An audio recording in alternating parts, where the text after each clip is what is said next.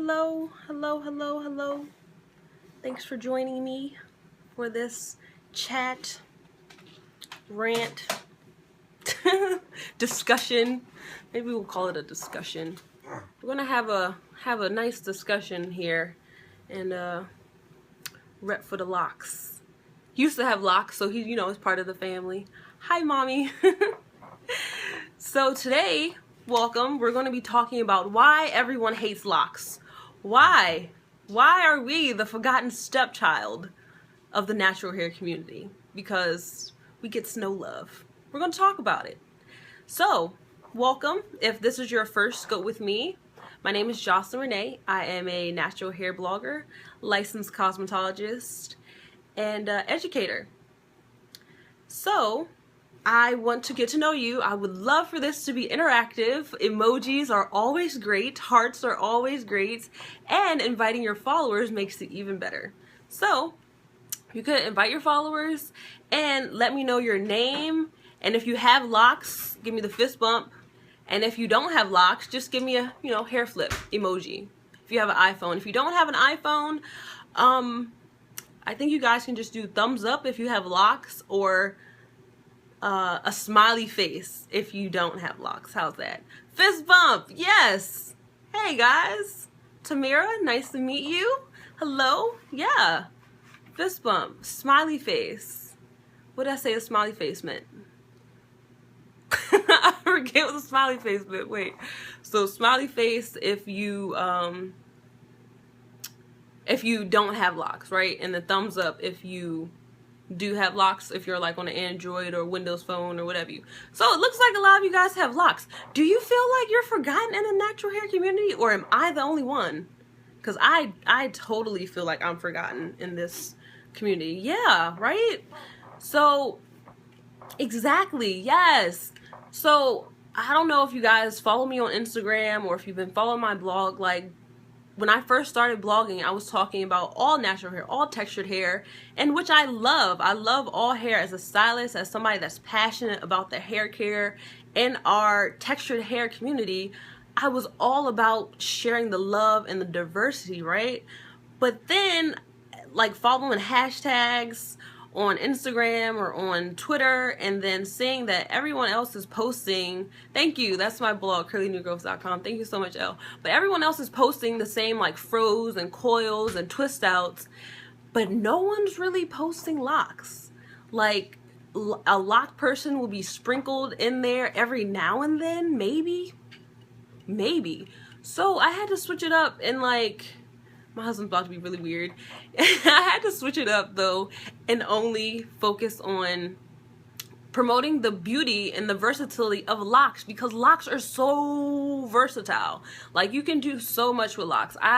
One of my biggest pet peeves is when people say, I can't get Locs because my husband, he's so silly. It's almost as if Locs and naturals are separate, right? I mean, stop, honey, come on now. It's almost like people with Locs, like, they don't watch that oil right there. People with Locs, they just don't get any love. It's just like, you got Locs, so like your hair's just unkept. There's no reason for you to have any hair care products. There's no reason for you to have any type of tools. There's no reason for you to have any type of products or scarves or hairbands or bows or jewelry or anything. And I'm just like, what's up with that? I go as a professional, I go to hair shows. As a blogger, I go to hair shows. And so I always want to go around to all the vendors, and the first thing I ask them is, hey, what products do you have for Locs? Or do you have anybody that tried your products that has Locs? What do you recommend? They're like, I mean, you could use this. And I'm like, I could use it? Like, you're not sure? You didn't make it for me? You didn't keep me in mind when you made this? So what am I supposed to do? I feel like it's so unfair that you have all these like creamy moisturizing serums and things like that, and like, if I put that in my hair, it's just gonna build up. Like, there's no, I feel like if Locs were part of the community, or if we were all a collective, while you have a leave-in conditioner and a moisturizing shampoo and a detangling this and a curl stretching this, you could have a a lock bouncer or like a lock something, some type of locked product that we could use, or something that just was like tailored to locks. So like why do they hate the lock community? Why do you hate people that have locks? Just because I choose not to detangle my hair doesn't mean I don't want to put anything on it, or I don't want to use anything, right? Like, locks are so versatile that you can do ponytails, you can do lock pedals and create a fro, you can do flexi rods, you can do bantu knots, you can do two-strand, like anything you can do with loose natural hair, you can pretty much do to locks, aside from having to spend 20 minutes detangling it, right? You just get straight into styling it. So like, why don't you have like hair bows that I can, you know, put under my thick lock that can go reach my root? Like, why does everything have to be so tight and compact that I can't put it in my locks? It just makes me so sad. It really does.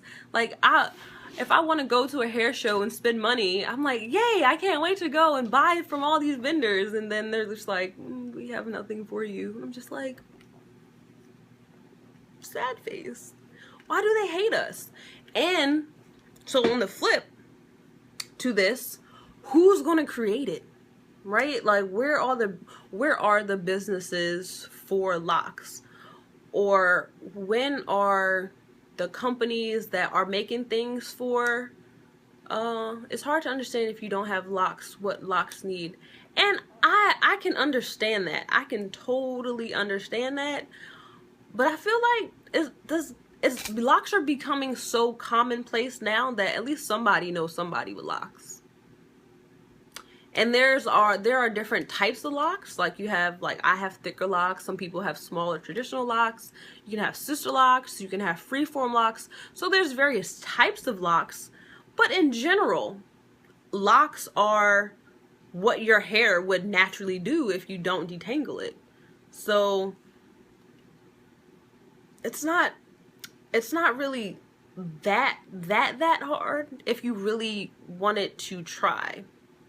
And it's almost like locks it's an untapped market, right? Because for the most part, people that have locks, we just curl our hair with pipe cleaners, or use flexi rods, or braid it or twist it, because there's not really anything that we can do per se. And I feel like that's why people have so much buildup in their hair, because they just want to use something. Like, we're so trained to want to put something in our hair. Can't you use natural products on locks, or natural oils? Yeah, I mean, yeah, you can use natural oils. And I don't say, like, I'm not saying like product companies need to make like a specific oil for locks. I'm saying tap into the accessories for locks, the adornment of them. If you don't want to formulate a whole new product line or increase your SKUs, right? Like how many products you have, you can accessorize the mess out of some locks. I'm trying to tell you.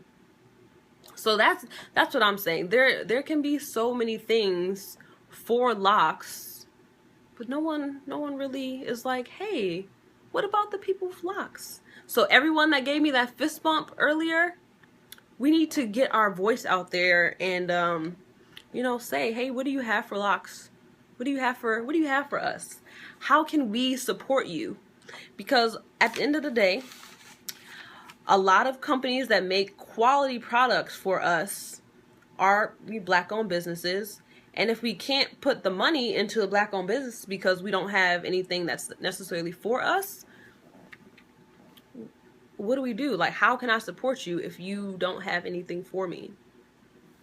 So that's kind of just what I wanted to kind of rant about, because me and another stylist were just talking about today. She has locks, and we're just like, man, we're so forgotten.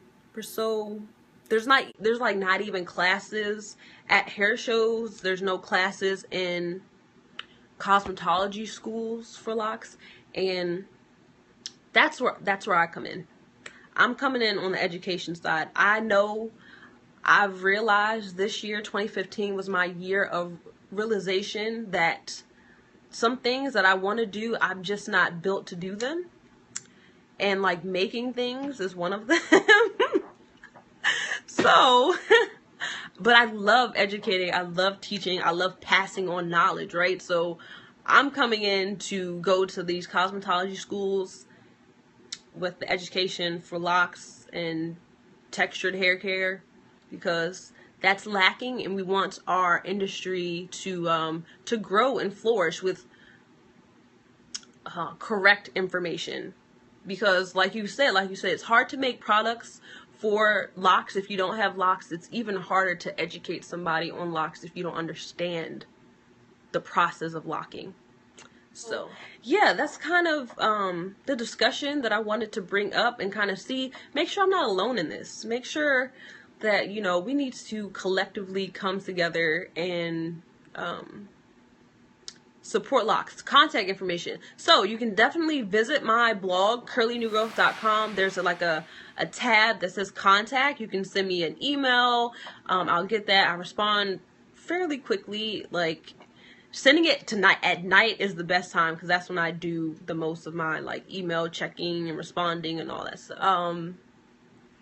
You guys, we can support it too. Like, I'm gonna challenge you. You know, you guys, if this is your first go with me, I love challenges. I love, you know, collectively doing things, right? So I challenge you to find a picture of somebody that has locks, anybody, some locks that you like, and post it on your Instagram or Twitter account, right? Just show the beauty and versatility of locks. That's my challenge for you. Hashtag CNG Scope wherever you post it, so I can tap it up, follow you, like it, repost. We have to collectively get our voice together, and there's no better way to do that than through unity, right? So the challenge is to find a picture of locks, somebody that has locks that you like, men, woman, freeform, loose, traditional, sister locks, brother locks. There's actually 7 different ways you can start locks. That's one of the latest posts on my blog. But find somebody that has locks and post a picture on your Instagram or Twitter. I really feel as though in order for the lock community to kind of get some recognition, get some love, we have to come together and, you know, kind of, I don't want to say demand it, but like say, hey, we like things too. We like accessories. We like headbands and bows and like the crowns that I've been wearing. If you've seen me on Instagram, the crown that I've been wearing is actually a wrist cuff. I was at a hair show. They had nothing for locks. I mean, aside from like little lock jewelry, but like that's it. That's so common. So aside from that, there was nothing. So I'm like, okay, what can I get that's different for my locks? And so I took her wristband and put it in my hair, and she like fell in love with it.